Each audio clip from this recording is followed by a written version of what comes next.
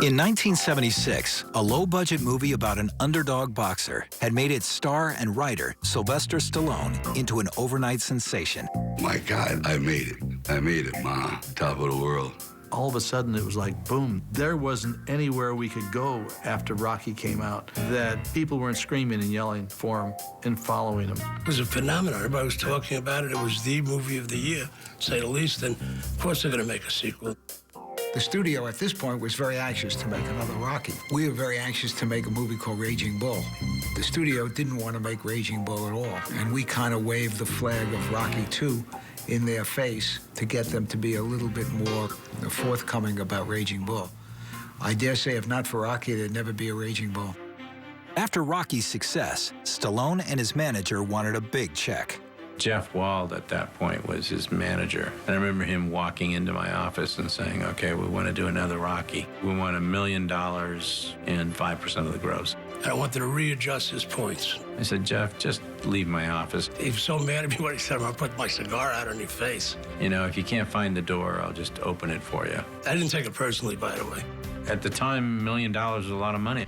Well, on the first movie, he'd only gotten $75,000 to do the movie, which included script, acting, the whole deal. I thought going from 75 to $1 million was a little bit of a stretch. This negotiation went on for months and months and months. But when the heads of United Artists left to form their own company, Orion Pictures, the new management finally struck a deal for Rocky II. I think he got more than $1 million after we left, so it all turned out well. They agreed to a reorganization on the points. Sly really got rich off that. With the dollars in place, there was still one key sticking point. Director John Avildsen was not available.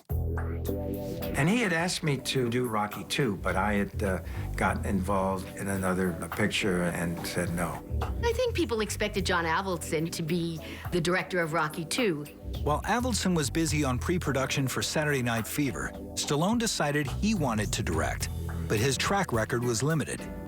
And they said, no way, what does he know about directing? Stallone had tried his hand at directing on Paradise Alley, but it had bombed.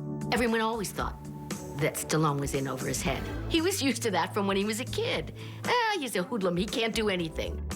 But producers Chartoff and Winkler knew how essential Stallone had been in the making of the first Rocky. He was involved with every aspect of the film. That's why we had no problem with the thought of him directing the second one. So they struck a deal. Stallone would direct Rocky II. Reprising their roles in the sequel were Carl Weathers as Apollo Creed, Talia Shire as Adrian, Burt Young as Paulie, and Tony Burton as Apollo's trainer, Duke. As writer, star, and now director, from the start, Stallone's plate was full. That's a sleepless job, you know? That really is, because you're writing, you're directing, and you're acting and then starring in it. That's a pretty big load. But even before filming, there were problems. While overdoing it on the bench press, Stallone ripped a muscle, requiring a change in the script. I tore my chest where I had to have it connected with a piece of nylon, so it literally cut a window in the bone, and they stitched the pec back up. That's why I always had these veins coming across afterwards. That's why in Rocky II, the whole movie is you're gonna fight right-handed, because I couldn't use his hand. Switching out a southpaw anyway, will you? No trick, say switching. And he goes, in the last round, you're gonna switch up and catch him off guard, which is, of course, a little far-fetched, but the reason was either cancel the film or do this whole other sort of style. So you know what? Again, another disastrous occurrence, but it turned out to be great for the film. With a budget of $7 million, Rocky II was bigger in every way. More sets, more extras, and a lot more expectations.